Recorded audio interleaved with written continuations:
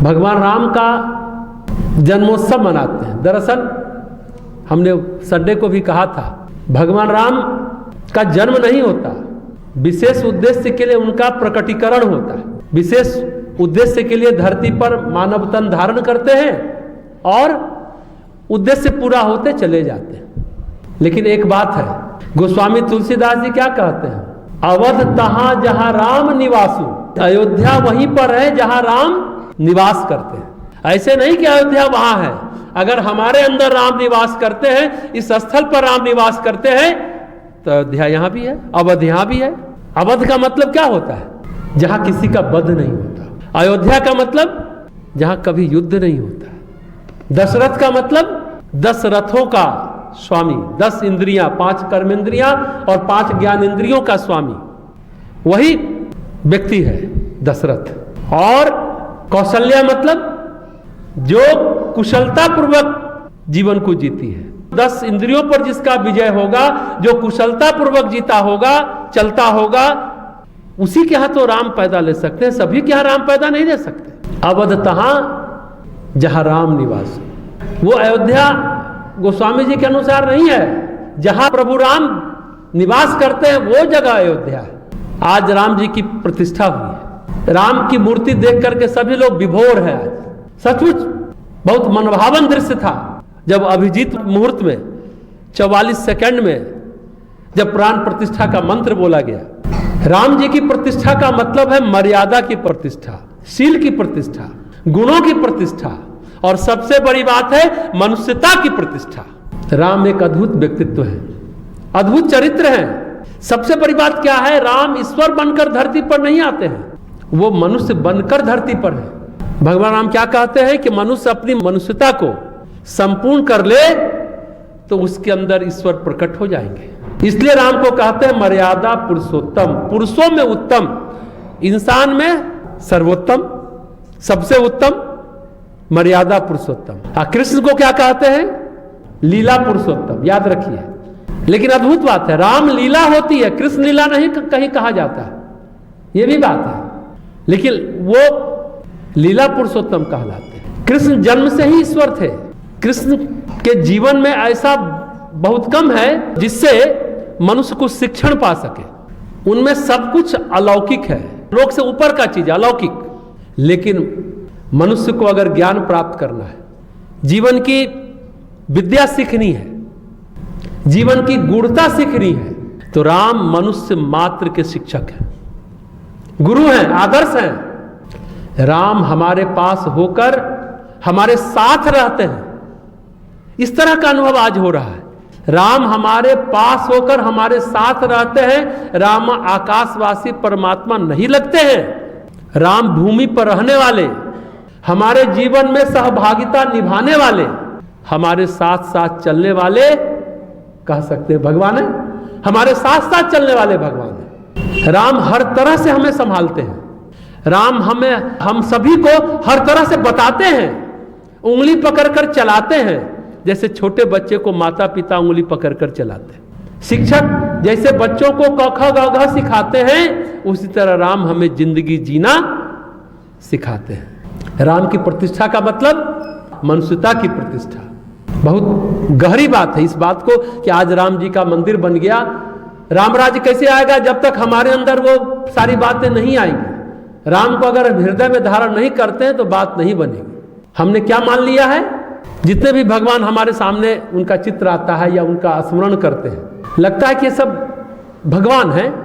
वो जितने भगवान को ये नहीं लगता है कि वो हम में से एक है, तो फिर ये लगता है कि उनसे सीखने की क्या जरूरत है, उनसे तो अनुदान वरदान मांगने की जरूरत है, उनकी कृपा चाहिए भगवान की। गहरी बात है। उनके लिए मंदिर में आरती घुमा लो, फल फूल चढ़ा दो, बात खत्म भगवान के लिए, क्योंकि वो हम में से एक नहीं लगते हैं। बस पूजा पाठ कर लो। दरअसल भगवान से हमने अपने को अलग कर रखा है। उनके दरबार में जाते हैं केवल कुछ पाने के लिए जाते हैं, केवल मनोकामना पूर्ण करने के लिए, और शायद कभी वो पूरी होती भी नहीं है। लेकिन राम के पास हम बैठ सकते हैं, राम के साथ हम खड़े हो सकते हैं, राम के साथ हम जी सकते हैं। राम हमें अपने व्यक्तित्व से, चरित्र से जीवन जीने की कला जीवन जीने की विद्या सिखाते हैं, जीवन जीने की कला और जीवन जीने की विद्या सिखाते हैं। राम सिखाते हैं कि एक पुत्र को कैसा होना चाहिए, एक भाई को कैसा होना चाहिए, एक पति को कैसा होना चाहिए और एक राजा को कैसा होना चाहिए। वो जितने आयाम है उनमें दिखते। अगर मनुष्य साधना करे तो क्या होगा, ईश्वरत्व तो कैसे प्राप्त करेगा, वो बताते हैं, राम बताते हैं। वो ईश्वरत्व के उदय की अवधारणा देते हैं राम। बहुत गहरी बात है, जिसे ईसा मसीह कहते हैं ना, स्वर्ग का राज्य, प्रभु का राज्य। राम हमें वही सब बताते हैं राम राज्य में। राम सचमुच हमारे शिक्षक हैं, हमारे गुरु हैं, राम हमारे आदर्श हैं। और सच कहिए तो राम हमारे पूर्वज हैं। राम कौन है, इस तरह से फील कीजिए। दीपोत्सव मनाने आप यहां उपस्थित हैं, इस तरह से महसूस कीजिए, इस तरह के एहसास के साथ कि राम का प्रकटीकरण हुआ, मूर्ति की पुनर्प्रतिष्ठा हुई, पुनर्स्थापना हुई। कोई पहले से स्थापित था, कुछ आक्रांताओं ने गड़बड़ किया, फिर से उसकी स्थापना हुई। कुछ लोग कहते रहे कि मंदिर बना नहीं, शिखर बना नहीं, ये तमाम तरह की भ्रांतियां चलती रही। अरे वो मंदिर तो पहले था, प्राण प्रतिष्ठा ठीक है, फिर से हमारी भावना है, हमने उनके प्राण का आवाहन किया ब्रह्मांड से और उस विग्रह में, उस मूर्ति में प्राण का संचार किया उस अभिजीत मुहूर्त में। अच्छी बात है, ये हमारी भावना। लेकिन सत्य क्या है, वो तो पहले से उनका मंदिर था जो तोड़ा गया, उसका प्रमाण दिया गया और फिर बना। तो पुनर्प्रतिष्ठा है, ये पुनर्स्थापना है, पुनर्स्थापना। तो उसे शिखर की, तो खुद शिखर है, उनको शिखर की क्या जरूरत है। और कई लोगों ने प्रमाण दिया ना कि रामेश्वरम में, सोमनाथ में, रामेश्वरम तो मंदिर बाद में बना, प्रतिष्ठा पहले हुई। मालूम है ना वो कहानी, जब राम का रावण से युद्ध होना है, आयुध चाहिए, अस्त्र शस्त्र चाहिए, उसके लिए अगस्त्य मुनि ने कहा कि भगवान शिव का संधान करिए, उनकी कृपा होगी तो अस्त्र शस्त्र मिलेंगे। भगवान राम पहुंचे। ये भी अद्भुत कहानी है, जरा सुनिए। तो बाकी पुरोहित कौन होगा प्राण प्रतिष्ठा के लिए? तो इस जगत में रावण से बड़ा पुरोहित कौन होगा? ये कहानी जानना चाहिए आप लोगों को। पुरोहित अगर है, पुर का हित देखने वाला, नगर का, गांव का, सबका हित देखने वाला व्यक्ति ही पुरोहित होता है। आज की तरह नहीं, वो किसी को रात में 12 बजे भी मना नहीं कर सकता। जब रावण को कहा गया तो रावण बोला चलिए ठीक है, हम करते हैं। अस्त्र के लिए खुद के मरने का इंतजाम कर रहा है रावण। तो वह बिना पत्नी का यज्ञ कैसे होगा? उसका समाधान भी आपके पास है। तो कहते हैं सीता जी आई हैं रामेश्वरम और हुआ कि भाई अब शिवलिंग लाया जाए। तो नर्मदा से हनुमान जी को जिम्मेदारी दी गई लाने की। हनुमान जी देर हो गए, मुहूर्त बीतता जा रहा था। रावण ने कहा कि भाई मुहूर्त बीत रहा है। तो हुआ कि रामेश्वरम समुद्र किनारे है, आप लोग जो गए होंगे मालूम होगा। तो बालू का शिवलिंग बना करके उस पर शहद का लेप और जड़ी बूटियों का लेप करके प्रतिष्ठा शुरू कर दी। अब हनुमान जी आ गए, वो लेके नहीं नहीं हम जो लाए हैं शिवलिंग उसकी स्थापना। तो भगवान राम ने कहा चलो इसको हटा दो, तुम अपना वाला स्थापित कर लो। तो क्या हुआ, वो पूंछ लगा करके उठाते रहे, पूंछ टूट गई। लेकिन एक बार भगवान शंकर बैठ गए, स्थापित हो गए, तो फिर विस्थापित होते हैं। भगवान शिव बैठ गए तो बैठ गए। अब पूंछ टूटने के पीछे भी ये कहानी हम आपको बताए होंगे कभी, कि जब पुल बन रहा था लंका जाने के लिए, तो गिलहरी भी बालू रेत दे रही थी। तो हनुमान जी को लगा कि सब बंदर भालू पत्थर से दब जाएगी। इसको बोले कि नहीं नहीं, राम काज के लिए मेरा यह शरीर चला भी जाए तो कोई परवाह नहीं है, हम तो काम करेंगे। तो बोले कि ऐसे नहीं मानेंगे। वो क्या किए, उंगली से खरोच दिए तो चीख गई, पूंछ उसका छिला गया। अब दूर से भगवान राम देख रहे थे, अरे क्या कर रहे हो हनुमान? तो हनुमान जी ने कहा कि ऐसे से नहीं, उठा के लाओ। तो उसको उन्होंने सहलाया कि तुमको भी कर्म का दंड मिलेगा, तुमने बेवजह उसको परेशान किया, इस मासूम गिलहरी को कर्म का फल मिलेगा। तो रामेश्वरम में जब वो पूंछ से उखाड़ रहे थे तो पूंछ टूट गया, जिस तरह गिलहरी के पूंछ को उन्होंने खरोच दिया था। हालांकि इंटेंशन ठीक था, लेकिन इंप्लीमेंट ठीक से नहीं कर पा रहे थे, तरीका गलत था, उद्देश्य सही था, हम बता रहे थे। तो अब हनुमान जी के जिद पर वो पत्थर वाला शिवलिंग भी रामेश्वरम में रखा है। 93 में हम थे, हमारे मित्र शांति कुंज के अभी डीन है, पहले रजिस्ट्रार थे संदीप जी, और डॉक्टर चिन्मय पंडे, हम तीनों साउथ गए थे। 93 की बात बता रहे, रामेश्वरम में। तो हम लोगों ने दोनों शिवलिंग देखा, जब पढ़े थे, लेकिन रामेश्वरम में है ये देखने के लिए गए तो सुने थे कि बालू का शिवलिंग है, तो उसको बिहारी बुद्धि ऐसे ऐसे खरोचते थे। हालांकि गलत काम है, ऐसा हमको नहीं करना चाहिए था, लेकिन खरोचे तो ठीक है, बालू का था, दोनों शिवलिंग है। हम ही लोग जैसे व्यक्ति गए होंगे, अब जो है सुनते हैं उसको शीशा में बंद कर दिया गया है। हम लोग जैसे व्यक्ति खरोचे नहीं, ठीक है ना। तो फिर इस कथा को पूरा सुन लीजिए, फिर आगे बढ़ते हैं। रावण ने कहा कि दक्षिणा दीजिए, पुरोहित है तो दक्षिणा चाहिए, तो बोलिए क्या चाहिए। उसी समय रावण ने कहा था कि मुझे नाभि में मारिएगा ताकि हम बैकुंठ जा सके। आपके हाथी मरना चाहते, कोई और हमें न मारे, यही दक्षिणा है, मतलब हम भी मुक्त हो जाए। हमने कहा था ना, सबके राम सिर्फ दशरथ के नहीं है, राम सिर्फ भरत के नहीं है, राम सिर्फ लक्ष्मण के नहीं है, राम सिर्फ सीता के नहीं, राम सिर्फ कौशल्या के नहीं है, राम सिर्फ हनुमान के नहीं है, राम सिर्फ सुग्रीव के नहीं है, राम सिर्फ विभीषण के नहीं है, राम रावण के भी हैं। राम जितने अयोध्यावासी के हैं उतने लंकावासी के हैं। सचमुच वो पूरे विश्व के वासियों के लिए, सिर्फ भारतवासियों के लिए भी नहीं है। गहरी बात है। रावण जब राम का भजन करना चाहता है, बोलता है इस तमोगुण से मुझे भजन हो नहीं रहा। उत्तर रामायण में वर्णन है, मैं जाऊंगा भगवान राम के पास, हठ पूर्वक कहूंगा कि मुझे सतोगुण दो ताकि मैं आपका भजन कर सकूं। कौन कह रहा है? रावण। गहरी बात। विभीषण को लात मार के जब भगाते हैं लंका से, तो समुद्र पार करके राम के शरण में आते हैं, तो अंगद और जामवंत कहते हैं कि दुश्मन का भाई है, आया है, कुछ भेद लेने आया है।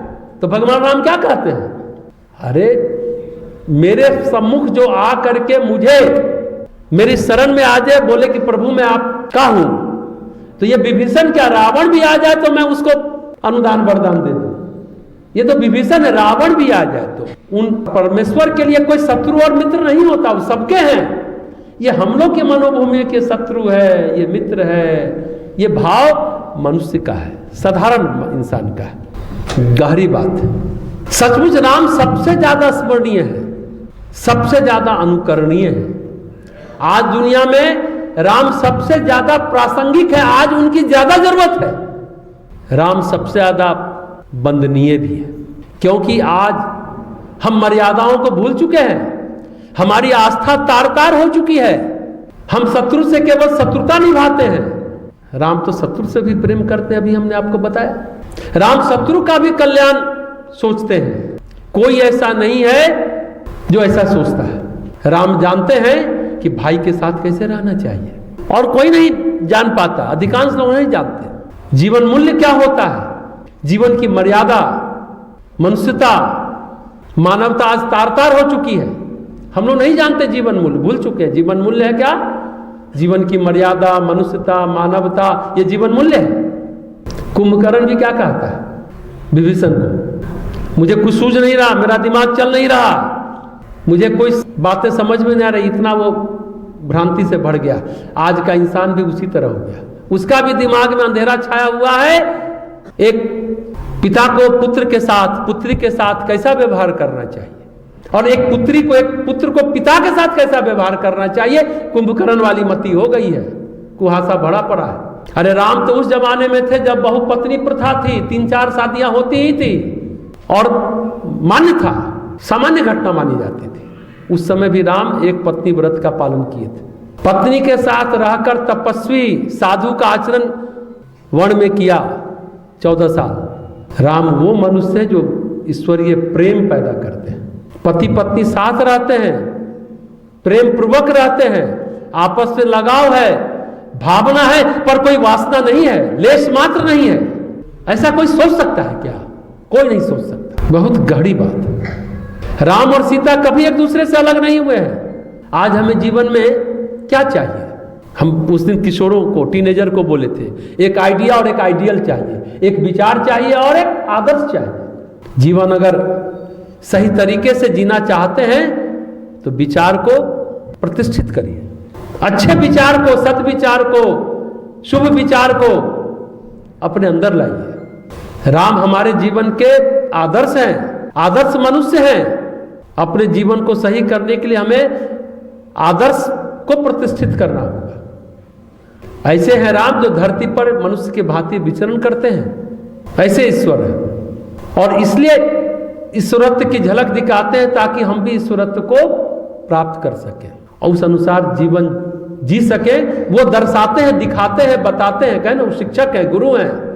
राम हमें चमत्कार नहीं दिखाते हैं क्योंकि राम का जीवन ही अपने आप में चमत्कार है, ऐसा कोई नहीं कर सकता। सच कहिए तो राम में अपने लिए कोई चाहत नहीं, खुद के लिए कोई सुख सुविधा नहीं चाहते, कोई कल्पना कामना नहीं है। पर जब न्याय की बात आती है, मानवीय मूल्यों की बात आती है, आस्था की बात आती है, राम अडिग हैं और अविचल हैं। वो लक्ष्मण को मना करते हैं, मेघनाथ पर ब्रह्मास्त्र संधान मत करो, बोलते हैं। मेघनाथ अशिष्ट योद्धा है, अशिष्ट। हम मानते हैं कि मेघनाथ छल कपट करेगा, पर तुम्हारी ओर से कोई छल कपट नहीं होना चाहिए लक्ष्मण, मर्यादा की अवहेलना नहीं होनी चाहिए। ऐसा नहीं है कि राम लक्ष्मण को नहीं मानते हैं, प्यार नहीं करते हैं, बहुत प्रेम करते हैं, पर मर्यादा की अवहेलना कर नहीं करते हैं। राम ऐसे हैं कि जब तक मनुष्य धरती पर रहेगा तब तक राम हमारे लिए अनुकरणीय बने रहेंगे, आदर्श बने रहेंगे। आप राम में कोई एक बुराई निकालना चाहो नहीं निकाल सकते। हाँ, कुछ लोग छिद्रान्वेषी हैं जिनकी समझ उथले स्तर की है, उच्च स्तर की नहीं है, निकाल सकते हैं, किसी की भी मर्जी है, हो सकती है। पर कल्पना करिए उस समाज में, उन परिस्थिति में हम या आप राम जैसा जीवन एक दिन भी नहीं जी सकते, सामान्य इंसान नहीं जी सकता। हाँ, अगर हमें मनुष्यता पानी है तो हमें उस तरह से जीने का प्रयास करना चाहिए। राम के मन में कैकेयी के लिए भी कोई द्वेष नहीं है। वन गमन से लौटते हैं तो सबसे पहले कैकेयी और मंथरा से ही मिलते हैं, कौशल्या माता से बाद में जाकर मिलते हैं। अगर हम मनुष्यता को पालें तो हमारे हृदय में राम विराज सकते हैं। आज राम की प्रतिष्ठा हुई है, हम सब अपने हृदय में राम को प्रतिष्ठित कर लें। हृदय ही अयोध्या बन जाएगा, अवध बन जाएगा। और राम का नाम, राम की भक्ति ही कहा जाता है सरयू नदी है।